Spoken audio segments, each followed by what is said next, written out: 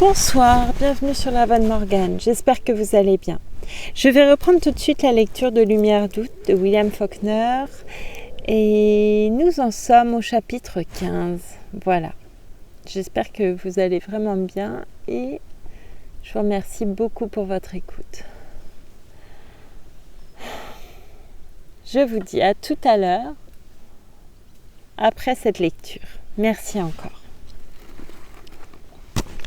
15.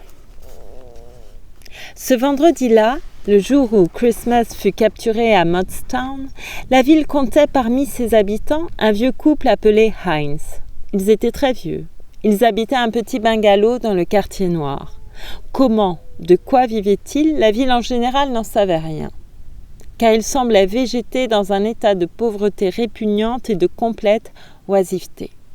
On savait, en ville, que Hines n'avait point travaillé régulièrement depuis 25 ans. Ils étaient arrivés à Maudstown 30 ans auparavant. Un jour, la ville avait trouvé la femme installée dans la petite maison où ils avaient depuis toujours habité. Pendant les 5 premières années, Hines ne rentrait chez lui qu'une fois par mois pour passer un week-end. On apprit bientôt qu'il avait une espèce de situation à Memphis. Quoi exactement, on n'en savait rien, car, même alors, c'était un homme renfermé. On lui aurait donné aussi bien 35 ans que 50, et il avait dans le regard une lueur froide et cruelle, quelque chose de fanatique et d'un peu fou, qui arrêtait les questions et décourageait la curiosité. La ville les considérait tous les deux comme un peu timbrés, solitaires, gris, un peu plus petits que la moyenne des hommes et des femmes, comme s'ils appartenaient à une race, à une espèce différente. Cependant, pendant 5 ou 6 ans après que l'homme fut revenu définitivement s'installer à Maudstown, dans la petite maison où habitait sa femme, les gens de la ville l'employèrent pour divers ouvrages qu'ils jugeaient être dans les limites de ses forces. Mais il vint un jour où il cessa également ce genre de travail. Pendant quelque temps, la ville se demanda comment ils allaient vivre, puis elle n'y pensa plus. De même, plus tard, quand la ville apprit que Hines parcourait le comté à pied pour organiser des meetings dans les églises nègres, quand elle remarqua que, de temps à autre, des négresses portant ce qui ne pouvait être que des plats de victuailles entraient par derrière dans la maison où le couple habitait et en ressortaient les mains vides, elle s'étonna pendant quelque temps, puis cessa d'y penser. Parce que Hines était vieux et inoffensif, la ville finit par oublier ou excuser ce qu'elle aurait blâmé chez un jeune homme. Elle se contentait de dire « Ils sont fous dès qu'il s'agit de nègres. Ce sont peut-être des Yankees. » Et on n'en parla plus. Du reste, ce qu'elle pardonnait n'était peut-être pas le dévouement de l'homme au salut des nègres, mais l'ignorance publique du fait qu'il recevait la charité de la main des nègres, car une des plus heureuses facultés de l'esprit est de pouvoir rejeter ce que la conscience refuse d'assimiler. Donc, pendant 25 ans, le vieux couple avait semblé n'avoir aucun moyen de subsistance. La ville fermait son œil collectif sur les négresses, leurs plats et leurs casseroles couvertes, d'autant plus que, vraisemblablement, beaucoup de ces plats et de ces casseroles arrivaient intacts des cuisines blanches où ces femmes étaient cuisinières. Peut-être était-ce là une partie de ce que l'esprit rejetait. Bref, la ville ne regardait pas, et il y avait 25 ans que le couple vivait dans l'eau dormante de leur isolement solitaire, comme s'ils avaient été 2 bisons musqués du pôle Nord ou 2 animaux égarés, restent attardés, antérieurs à la période glaciaire. On ne voyait la femme que rarement, mais l'homme, qu'on appelait Uncle Doc, était une des célébrités de la grande place.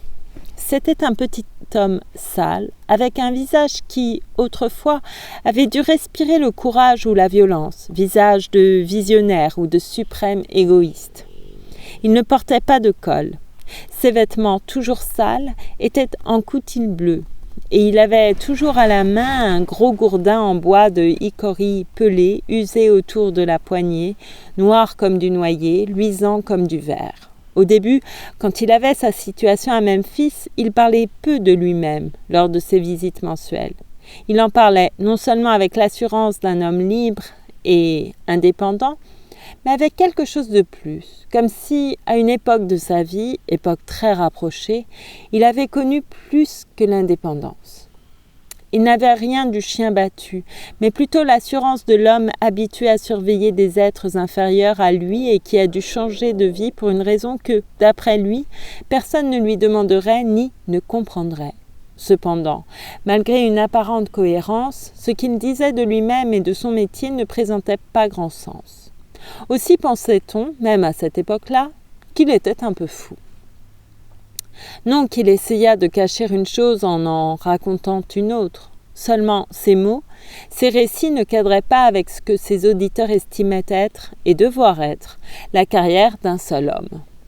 Parfois, il décidait qu'il avait dû être pasteur. Puis, il parlait de Memphis, de la ville, d'une façon vague et splendide, comme s'il y avait passé toute sa vie, dans quelque emploi municipal important, quoique anonyme. Pour sûr qu'il devait être inspecteur des chemins de fer, disaient derrière son dos les hommes de Mottstown. Il gardait le passage à niveau et agitait un drapeau rouge chaque fois que le train passait. Ou bien, c'est un grand journaliste, il ramasse les journaux sous les bancs des promenades publiques. Il ne lui disait pas cela en face, pas même les plus audacieux, ni même ceux qui maintenaient péniblement leur réputation de beaux esprits. Puis il perdit son emploi à Memphis, ou bien il y renonça. Un jour, à la fin d'une semaine, il rentra chez lui et, quand le lundi arriva, il ne repartit pas. À partir de ce moment-là, on le voyait toute la journée dans la ville basse, sur la place, sombre et crasseux, avec, dans les yeux, cette expression furieuse, hostile, que les gens prenaient pour de la folie. Cet air de violence épuisée semblable à un parfum, à une odeur, ce fanatisme semblable à une braise mourante et presque éteinte, sorte d'évangélisme à deux faces, un quart ardente conviction, trois quarts intrépidité physique. On ne fut donc pas très surpris quand on sut qu'il courait le comté, à pied généralement, pour prêcher dans les églises noires. On ne s'étonna même pas quand, un an plus tard, on apprit le sujet de ses sermons. Car ce blanc qui, pour sa subsistance, dépendait presque exclusivement de la générosité, de la charité des nègres, s'en allait seul jusque dans les églises noires les plus reculées. Et là, interrompant l'office pour monter en chair, il prêchait aux nègres, de sa voix rauque, morte, parfois avec de grosses obscénités, l'humilité devant toutes les peaux plus claires que la leur. Inconsciemment paradoxal dans son fanatisme, il leur prêchait la supériorité de la race blanche, se donnant lui-même comme le meilleur exemple. Les nègres le croyaient fou. Ils pensaient que la main de Dieu l'avait touché ou que lui-même avait peut-être touché Dieu. Vraisemblablement, ils n'écoutaient pas ou ne pouvaient comprendre ce qu'il disait. Peut-être le prenait-il pour Dieu lui-même, car, pour eux, Dieu était aussi un homme blanc dont les voix présentaient toujours quelque chose d'impénétrable. Il se trouvait dans la basse ville, l'après-midi où, pour la première fois, le nom de Christmas vola d'un bout à l'autre de la rue.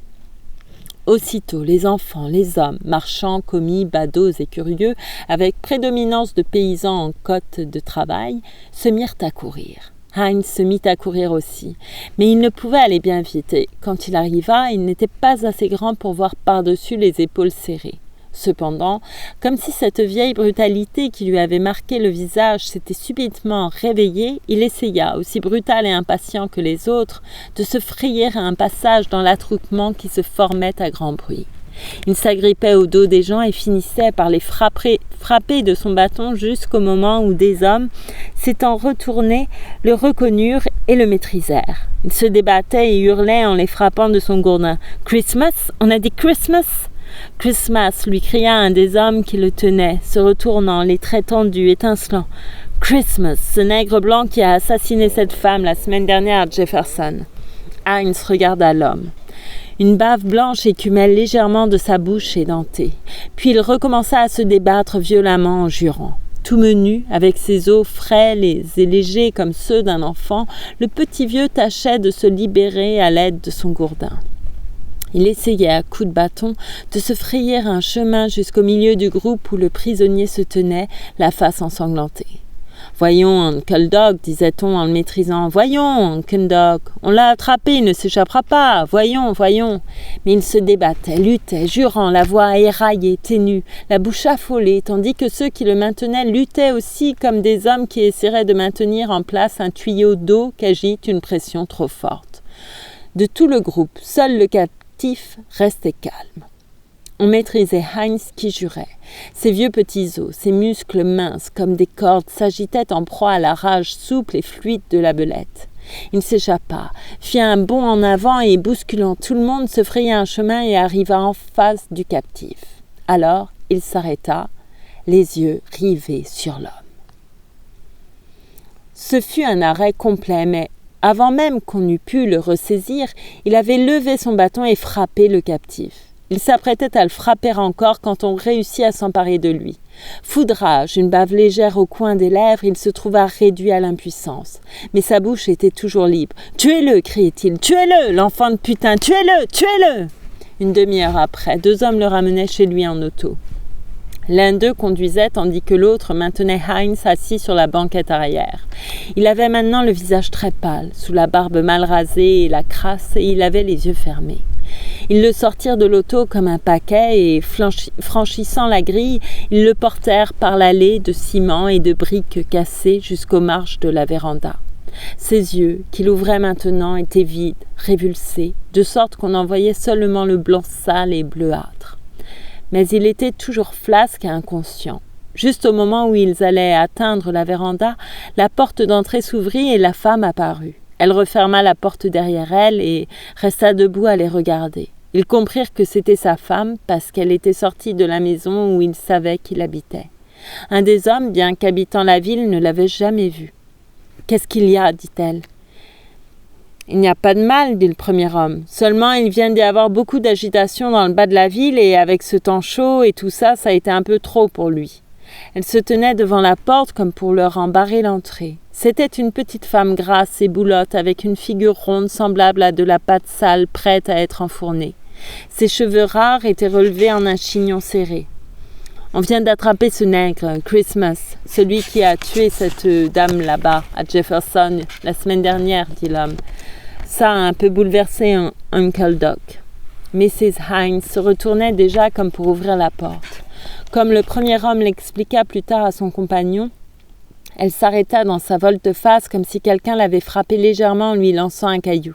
« On a attrapé qui ?» dit-elle. « Christmas, dit l'homme, le nègre qui a tué. » Christmas.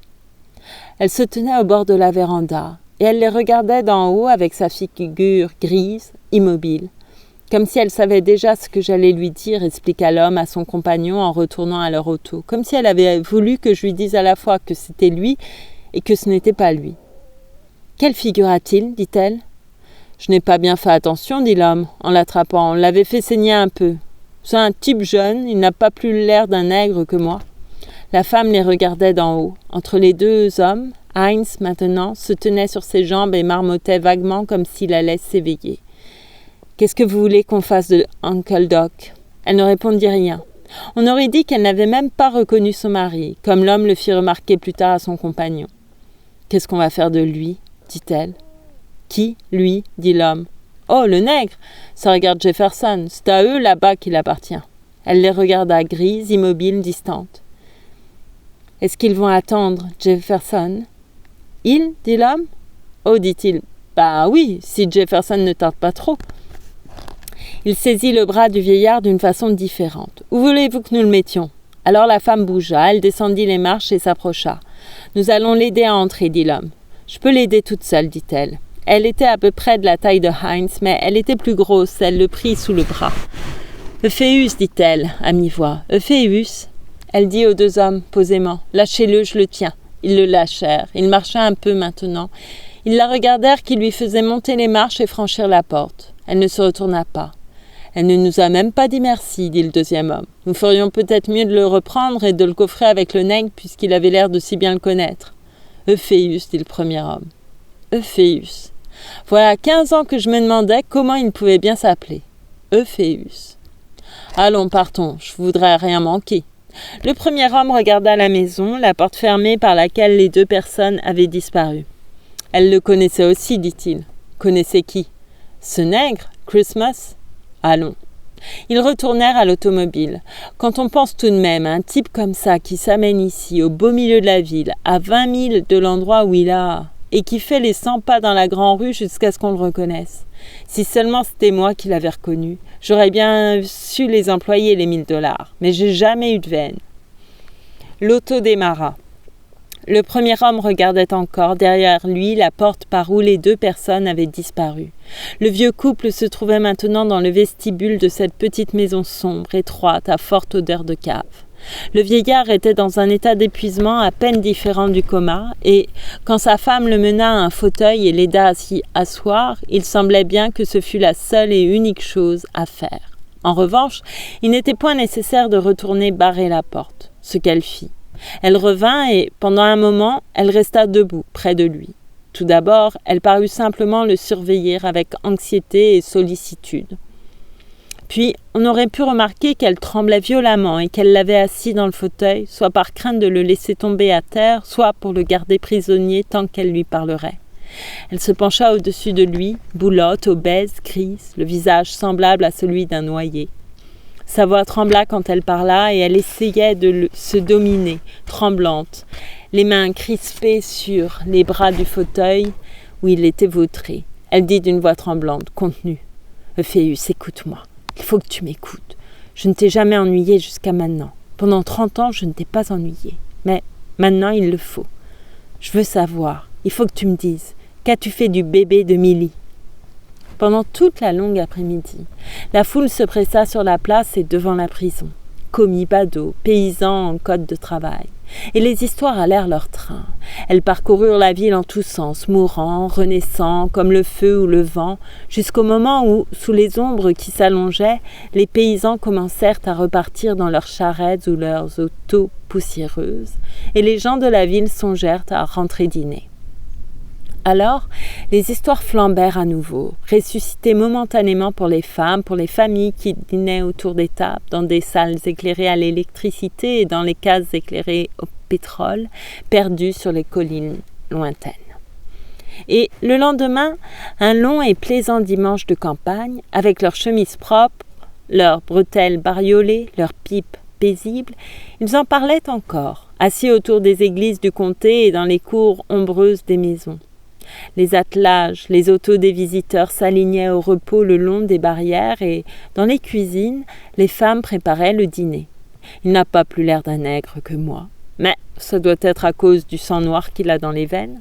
On dirait qu'il l'a fait exprès de se faire prendre, comme un homme fait exprès de se marier. Il y avait 1 semaine qu'on ne le voyait plus. S'il n'avait pas mis le feu à la maison, on aurait peut-être été plus d'1 mois avant de découvrir le crime. Et on ne l'aurait jamais accusé sans ce gars, ce Brown, que le nègre employait pour vendre son whisky pendant que lui essayait de se faire passer pour blanc et tâchait de rejeter le whisky et le crime sur Brown, si bien que Brown a dit la vérité. Et puis voilà qu'hier matin, il arrive à Mottstown, en plein jour, et un samedi, quand la ville est pleine de monde. Il est entré chez un coiffeur blanc, tout comme un blanc, et comme il avait l'air d'un blanc, on ne s'est douté de rien. On n'a même rien soupçonné quand le cireur a vu qu'il avait une paire de brodequins trop grands pour lui. On l'a rasé, on lui a coupé les cheveux et il a payé, et il est sorti pour aller tout droit dans un magasin s'acheter une chemise et une cravate et un chapeau de paille avec l'argent même qu'il avait volé à sa victime. Et puis, il s'est mis à déambuler dans les rues en plein jour, tout comme si la ville lui appartenait. Il allait et venait au milieu des gens qui le croisèrent 12 de fois sans le reconnaître, jusqu'au moment où Hallyday l'aperçut et courut sur lui et le saisit en disant « Est-ce que vous ne vous appelez pas Christmas ?» Et le nègre a dit oui. Il n'a pas cherché à nier. Il n'a jamais cherché à rien faire. Il n'a jamais agi, ni comme un blanc, ni comme un noir. C'est ça, voyez-vous. C'est ça qui a rendu les gens si furieux. Pensez donc à un assassin qui se promène en ville, bien habillé, comme pour défier le monde, alors qu'il aurait dû être en fuite, rôdant par les bois, essayant de se cacher, tout sale et boueux. On aurait dit qu'il ne savait même pas qu'il était un assassin, encore moins un nègre. Alors comme ça, Hallyday, vous pensez, s'il était bouleversé à l'idée de ces $1000, et il avait déjà envoyé 2 ou 3 coups de poing dans la figure du nègre, et pour la première fois, le nègre s'était comporté comme un nègre en encaissant sans rien dire. Sombre, calme, il se contentait de saigner.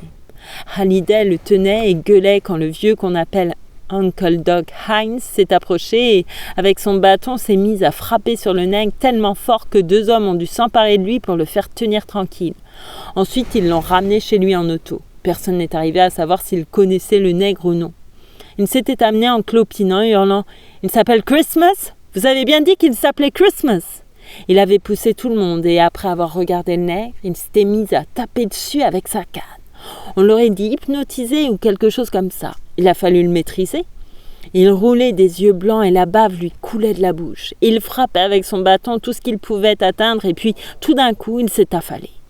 Alors 2 types l'ont emporté chez lui en auto et sa femme est sortie et l'a fait rentrer dans la maison. Et les 2 types sont revenus en ville. Ils ne savaient point ce qu'il avait, pourquoi il s'était mis dans cet état après la capture du nègre. Enfin, ils pensaient bien qu'il ne tarderait pas à se remettre. Mais voilà-t-il pas qu'une demi-heure après, il était de retour en ville. Il était fou allié cette fois. Debout au coin de la place, il engueulait tous les passants, les traitant de lâches parce qu'il ne voulait pas tirer le nègre de la prison pour le pendre, ni plus ni moins, Jefferson ou pas Jefferson. Il avait une figure de fou, comme quelqu'un qui s'est échappé d'un asile d'aliénés et qui sait qu'il n'en a pas pour longtemps avant qu'on l'y remette. Il y a des gens qui disent qu'il a été prédicateur dans un temps. Il disait qu'il avait le droit de tuer le nègre. Il n'a jamais dit pourquoi et il était bien trop agité, trop fou pour parler sensément, même à ceux qui prenaient la peine de lui poser des questions. Avec tout ça, un bel attroupement s'était formé autour de lui et il hurlait que c'était à lui que revenait le droit de décider si le nègre devait vivre ou mourir. Et les gens commençaient à se demander si sa place n'était pas en prison avec le nègre quand sa femme est arrivée. Il y a des gens qui habitent Mottstown depuis 30 ans et qui ne l'avaient jamais vue. On a compris qui elle était que lorsqu'elle lui a parlé, parce que ceux qui l'avaient vue, c'était toujours près de cette petite maison dans la ville noire où ils habitent, vêtue d'une robe droite avec un vieux chapeau de son mari. Mais cette fois, elle avait fait toilette. Elle portait une robe de soie violette et un chapeau à plumes, et elle avait un parapluie. Et elle s'est approchée de l'attroupement au milieu duquel il gueulait et criait, et elle a dit « Euphéus !» Il a cessé de gueuler. Puis il l'a regardé, le bâton levé, tremblant, la bouche ouverte et bavante. Elle l'a pris par le bras. Il y avait bien des gens qui avaient eu peur de l'approcher à cause du bâton, car il semblait à toute minute prête à frapper n'importe qui sans même s'en rendre compte ni le vouloir. Mais elle est venue se placer juste sous le bâton, et elle l'a pris par le bras, et elle l'a mené jusqu'à une chaise qui était là, devant un magasin. Elle l'a fait asseoir sur sa chaise et elle lui a dit « Tu vas rester ici bien tranquille jusqu'à ce que je revienne. Ne bouge plus maintenant et puis cesse de crier. » Et il l'a fait. C'est comme je vous le dis, il est resté assis, là même où elle l'avait placé. Et elle ne s'est même point retournée. Tout le monde l'a remarqué, peut-être bien parce que les gens ne l'avaient jamais vue ailleurs que chez elle, dans sa maison. Et parce qu'on savait que c'était un petit vieux si méchant qu'un homme y regardait à 2 fois avant de l'approcher. Bref, tout le monde a été surpris. On n'aurait jamais cru qu'il accepterait des ordres de personne. On aurait dit qu'elle savait des choses sur lui et qu'il ne pouvait faire autrement que de lui prêter attention. Parce qu'elle avait à peine fini sa phrase qu'il s'est assis sur cette chaise sans plus crier ni faire le faraud, mais la tête basse, les mains toutes tremblantes sur sa grosse canne et un peu de bave qui lui coulait encore de la bouche sur sa chemise. Elle est allée tout droit à la prison. Il y avait une grande foule devant l'entrée parce que Jefferson avait fait dire qu'on allait venir chercher le nègre. Elle a traversé la foule et elle est entrée dans la prison et elle a dit à Metcalf « Je veux voir cet homme qu'on a pris. » « Pourquoi faire que vous voulez le voir ?» a dit Metcalf. « Je veux point le déranger, qu'elle a dit. Je veux simplement le regarder. » Metcalf lui a dit qu'elle n'était pas la seule à en avoir envie et qu'il savait bien qu'elle n'avait pas l'intention de le faire évader, seulement qu'il n'était que le geôlier et qu'il ne pouvait laisser entrer personne sans l'autorisation du shérif. Et elle était là, avec sa robe violette et sa plume qui ne se balançait même pas tellement, elle restait immobile. « Où est le shérif ?» dit-elle. « Il est peut-être dans son bureau, » dit Metcalf. « Allez lui demander la permission et je vous laisserai voir le nègre. » Metcalf pensait que les choses en resteraient là. Alors, comme ça, il la regardait, qui s'en retournait et qui, après avoir traversé la foule devant la prison, remontait la rue dans la direction de la place. La plume bougeait maintenant. Il pouvait la voir se balancer par-dessus la barrière. Il la vit ensuite qui traversait la place et entrait dans le tribunal. Les gens ne savaient pas ce qu'elle y allait faire parce que Metcalf n'avait pas eu le temps de leur raconter ce qui s'était passé dans la prison. Il la regardait entrer au tribunal et puis Russell a raconté comment, étant dans le bureau, il a levé les yeux par hasard et a vu ce chapeau avec sa plume juste à côté de la fenêtre, de l'autre côté du comptoir. Il ne savait pas depuis combien de temps elle était là à attendre qu'il levât les yeux. Il dit qu'elle était juste assez grande pour voir par-dessus le comptoir, de sorte qu'elle semblait n'avoir pas de corps. On aurait dit que quelqu'un s'était introduit subrepticement pour venir poser sur la planche un ballon en baudruche sur lequel était peinte une figure avec un chapeau grotesque comme les petits Katzenjammer dans le journal comique. « Je voudrais voir le shérif, dit-elle. »« Il n'est pas ici, dit Russell. Je suis son assistant. Qu'est-ce que je peux faire pour vous ?» D'après lui, elle resta un instant plantée là, sans répondre, puis elle dit « Où pourrais-je le trouver ?» « Il est peut-être chez lui, dit Russell. Il a été très occupé cette semaine, la nuit même des fois pour aider la police de Jefferson. Il est peut-être chez lui en train de faire un somme, mais je pourrais peut-être... » Mais il dit qu'elle était déjà partie. Il dit qu'il regarda par la fenêtre et la vit traverser la place et tourner dans la rue où habite le shérif. Il dit qu'il essayait toujours de l'identifier, d'imaginer qui ça pouvait bien être. Elle ne trouva jamais le shérif. Du reste, dans tous les cas, c'eût été trop tard, parce que le shérif était déjà à la prison. Seulement Metcalf ne le lui avait pas dit et, de plus, elle était à peine sortie de la prison que les agents de Jefferson sont arrivés dans 2 autos et y sont entrés. Ils arrivèrent très vite, mais le bruit s'était déjà répandu qu'ils étaient là, et il devait bien y avoir 200 personnes, hommes, femmes et enfants, devant la prison quand les 2 shérifs sont sortis devant la porte et notre shérif a fait un discours. Il a demandé aux gens de respecter la loi et il a dit que lui-même et le shérif de Jefferson s'arrangeraient pour que le nègre fût rapidement et loyalement jugé. Et alors quelqu'un dans la rue a crié « Loyalement, on s'en fout! Est-ce qu'il a été loyal envers cette blanche ?» Et tout le monde s'est mis à hurler, en se bousculant, comme s'il hurlait des choses à la femme morte et non au shérif. Mais le shérif continua à leur parler tranquillement. Il leur dit qu'il s'efforçait ainsi de tenir la promesse qu'il leur avait faite le jour où il l'avait élu. « Je n'ai pas plus de sympathie pour les assassins noirs que n'importe quel blanc d'ici, dit-il. Mais j'ai prêté serment et par Dieu je tiendrai ma parole. Je ne veux pas d'histoire, mais je ne ferai rien pour les éviter. Vous pouvez méditer cela un moment. » Et Hallyday était là aussi, avec le shérif. C'était le partisan le plus convaincu de la raison et de la tranquillité. « Oui, cria quelqu'un, vous ne voulez pas qu'on le lynche, vous. Mais pour nous, il ne vaut pas $1000, il ne vaut pas 1000 allumettes brûlées. » Et le shérif dit, « Et après, quand même Hallyday ne voudrait pas qu'on le tue, ne voulons-nous pas tous la même chose? C'est un citoyen de cette ville qui touchera la prime. L'argent sera dépensé ici même, à Mottstown. Supposez que ce soit un homme de Jefferson qui l'ait gagné. C'est pas vrai, ça? Ça ne tombe pas sous le bon sens? » Sa voix résonnait toute menue, comme une grande voix de poupée, comme résonnerait même la voix d'une grande personne parlant, non pas contre le gré des auditeurs, mais contre des esprits aux idées préconçues. Enfin, cela sembla les convaincre. Tout le monde savait pourtant bien que si c'était Hallyday qui se trouvait à même de dépenser ces $1000, pas plus Mottstown qu'aucune autre ville n'enverrait de quoi engraisser un veau. Mais ce fut suffisant. C'est drôle, les gens. Il ne s'attache à une idée ou à une action que s'il trouve une raison nouvelle de la répéter fréquemment. Et puis, quand ils ont trouvé cette raison, il peut très bien arriver qu'ils changent d'avis. C'est pourquoi ils ne revinrent pas exactement sur leur première idée. On aurait dit que, de même qu'auparavant la foule semblait se mouvoir de l'intérieur vers l'extérieur, elle semblait maintenant commencer à se mouvoir de l'extérieur vers l'intérieur. Et les shérifs le savaient, tout comme ils savaient que ça ne durerait peut-être pas bien longtemps. Aussi se hâtèrent-ils de rentrer dans la prison. Et avant même d'avoir eu le temps de se retourner, ils en ressortaient de chaque côté du nègre et suivis de 5 ou 6 policiers. Ils devaient l'avoir gardé là tout le temps, tout près, juste derrière la porte, parce qu'ils sont sortis presque aussitôt avec le nègre entre deux. Son visage était sombre, les menottes aux poignets. Il était tenu par le shérif de Jefferson et la foule fit entendre une espèce de « Ah !» Ils se frayèrent comme un chemin jusqu'à la rue où la première auto de Jefferson attendait, le moteur en marche, un homme au volant. Et les shérifs avançaient sans perdre une minute quand on l'a aperçue, elle, la femme, Mrs. Hines. Elle jouait des coudes dans la foule. Elle était si petite qu'on ne pouvait voir que la plume qui se balançait lentement, comme quelque chose qui n'aurait jamais pu aller bien vite, même en supposant qu'il n'y ait pas eu d'obstacle, mais que rien non plus n'aurait pu arrêter, un peu comme un tracteur. Elle traversa la foule et arriva dans cette sorte de couloir que les gens avaient ouvert devant les 2 shérifs flanqués du nègre, de sorte qu'ils furent obligés de s'arrêter pour ne pas passer sur elle. Sa figure avait l'air d'un gros tas de mastic et, son chapeau ayant reçu un coup, la plume lui pendait sur le nez et elle était obligée de la relever pour y voir. Mais elle n'a rien fait.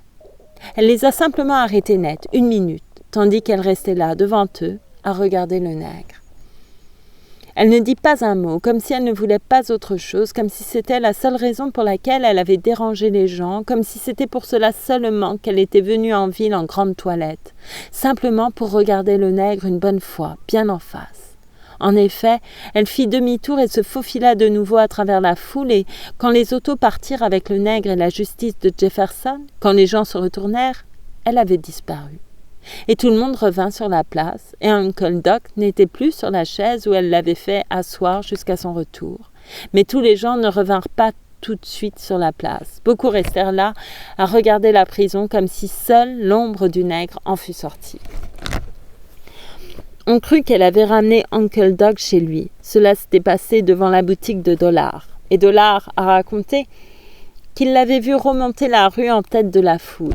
Il dit qu'Uncle Doc n'avait pas bougé, qu'il était resté assis, comme hypnotisé, sur la chaise où elle l'avait laissé, jusqu'au moment où, s'étant approché, elle lui avait touché l'épaule.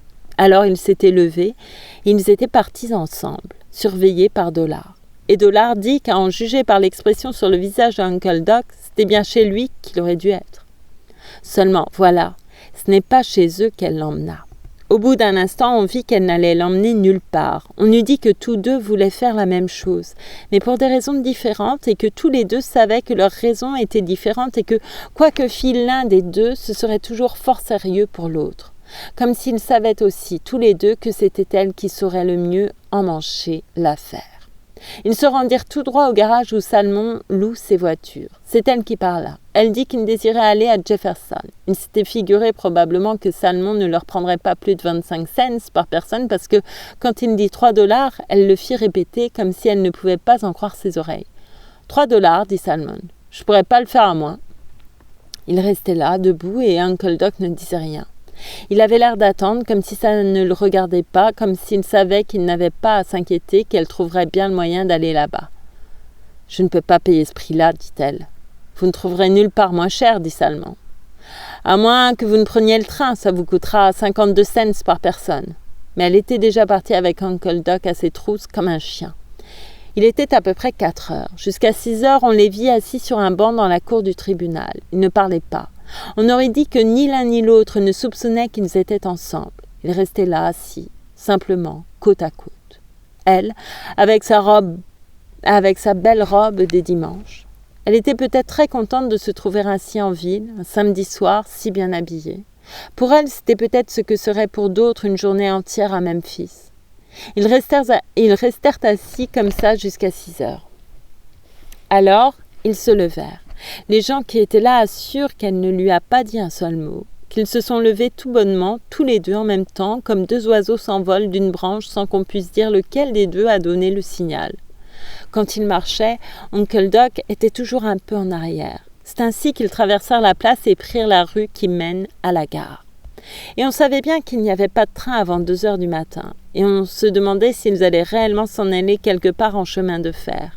Mais on s'aperçut bientôt qu'ils allaient faire quelque chose de bien plus surprenant encore. Ils allèrent jusqu'au petit café, près de la gare, et ils y dînèrent, eux qui, depuis leur arrivée à Mottstown, n'avaient jamais été vus dans la rue et encore bien moins attablés au café. Mais c'est là qu'elle l'a conduit. Ils avaient peut-être peur de manquer le train, s'ils dînaient en ville. Il n'était pas encore 6h30. Ils étaient là, devant le comptoir, juchés sur 2 de ces petits tabourets, mangeant ce qu'elle avait commandé sans même consulter Uncle Doc. Elle demanda au cafetier l'heure du train pour Jefferson et il lui dit que le prochain partait à 2 heures du matin. « Il y a plein de l'animation à Jefferson ce soir, dit-il. Vous pourriez prendre une auto en ville et être à Jefferson dans 45 minutes. Pas besoin d'attendre le train jusqu'à 2 heures. » Il les prenait peut-être pour des étrangers. Il lui dit de quel côté se trouvait la ville.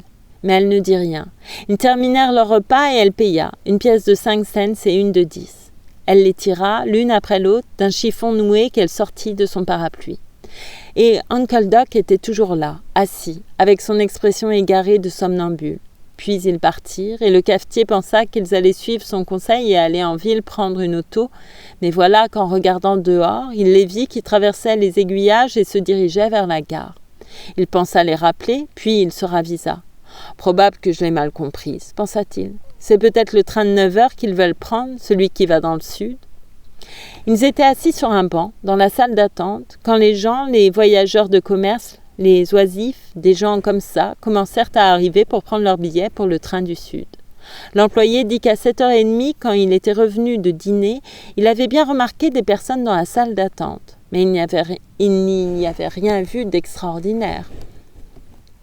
Jusqu'au moment où elle était venue au guichet demander à quelle heure était le train pour Jefferson. Il dit qu'il était occupé à ce moment-là, qu'il s'est contenté de lever les yeux et de dire « demain », sans interrompre ce qu'il faisait. Après, il a raconté qu'au bout d'un moment, quelque chose lui avait fait lever les yeux. Et cette face ronde était toujours là, qui le regardait, et cette plume devant le guichet, et elle a dit « Je veux 2 billets pour ce train-là. » « Mais il n'arrivera qu'à 2 heures du matin, dit l'employé. Il ne l'avait pas reconnu, lui non plus.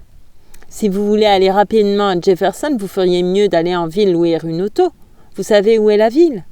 Mais il a dit qu'elle ne bougea pas. Elle se mit à compter des pièces de 5 et 10 sous qu'elle tirait de son chiffon noué. Il lui a donné les 2 billets.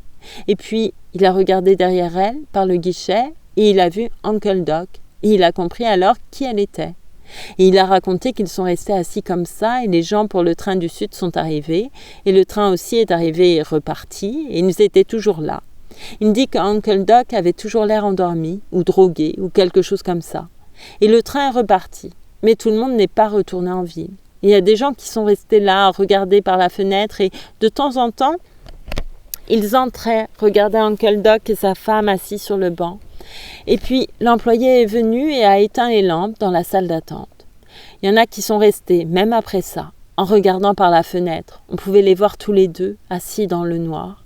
On pouvait peut-être distinguer la plume et la tête blanche de Uncle Doc. Et puis, Uncle Doc a commencé à se réveiller. Non qu'il ait eu l'air surpris de se trouver dans cet endroit, pas plus que d'être là où il n'aurait pas voulu être. Il se leva simplement comme si, ayant roulé pendant longtemps en roue libre, il lui fallait maintenant faire donner le moteur. On pouvait entendre qu'elle lui disait « Chut, chut ». Quant à lui, il lançait de grands éclats de voix. Ils étaient toujours là, assis, quand l'employé vint rallumer les lampes et leur dire que le train de 2 heures arrivait. Et elle disait « Chut, chut », comme un bébé, et Uncle Doc hurlait « Chiennerie et abomination, abomination et chiennerie ». Et c'est la fin du chapitre 15. Et c'est également la fin de cette lecture. Voilà.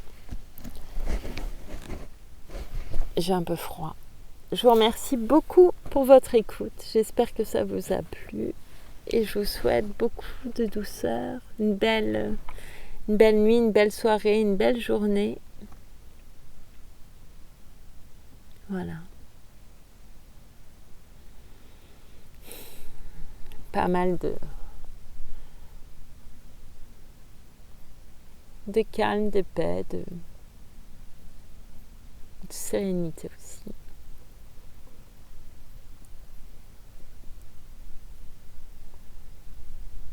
Je vous remercie. Faites bien attention à vous surtout. Et voilà, faites bien attention à vous. Prenez soin de vous. Je vous remercie. Bonne soirée. À bientôt.